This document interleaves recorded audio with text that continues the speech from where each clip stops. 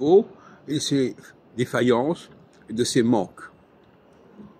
Il ne faut pas s'exposer inutilement. Quelqu'un qui sait qu'il a une difficulté à s'exprimer, qui dit des choses qui sont souvent malheureuses, malencontreuses, eh bien, il a intérêt à parler le moins possible. Et inversement, quelqu'un qui a de mauvaises habitudes au niveau de la propreté, du ménage, il n'a pas intérêt à recevoir des gens chez lui.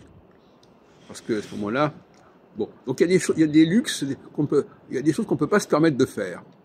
Quand on a un manque de contrôle au niveau olfactif, au niveau des fonctions intestinales, gastriques, etc., eh bien, il faut faire attention de ne pas faire venir les gens chez soi, parce que il peut y avoir des relents, des choses qui sont mal contrôlées, parce que le grand problème, finalement, c'est que quand on a un problème dans un certain domaine, on n'a généralement pas la capacité de le gérer, ce problème. On n'a pas la capacité d'anticiper sur ce problème. Donc il vaut mieux prendre des précautions en amont, dire je ne prends pas de risque, je sais que chez moi, c'est pas totalement contrôlé, donc j'invite pas les gens. Et inversement, quand on est dans un rapport, dans une discussion, j'évite de m'exprimer parce que je sais que je contrôle pas très bien ce que je dis et que ça peut se retourner contre moi. Qui s'expose, qui expose quelque chose s'expose, comme je dis souvent.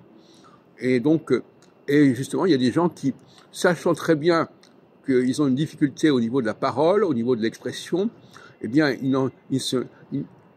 manquent pas pour autant d'occasion de s'exprimer. Ils parlent, comme on dit, ils manquent des occasions de se taire. Et donc là aussi, il y a. Bon, alors maintenant, il y a aussi la question de l'indulgence. Sachant que quelqu'un a un problème sur un certain plan, est-ce qu'il ne faut pas l'accepter?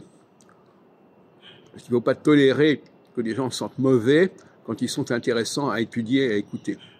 Est-ce qu'il ne faut pas tolérer que les gens disent n'importe quoi, même bien qu'ils aient par ailleurs une certaine prestance, une certaine sympathie quelque part? Voilà. Il faut aussi savoir poser des problèmes, mais si la société devait devenir très critique, eh bien, on enverrait promener les gens qui disent n'importe quoi, on leur dit écoutez, barrez-vous, et quand les gens ne sont pas assez propres sur eux, on dit non, on veut plus vous voir, on veut plus vous entendre, parce que vous puez, vous sentez mauvais, et même dès le plus jeune âge, les petites filles disent ah ça sent pas bon, etc. Bon, alors, ce qui pose un problème, savoir est-ce que les femmes sont plutôt dans une sorte de rejet des odeurs et les hommes plutôt le rejet des humeurs, si on peut dire.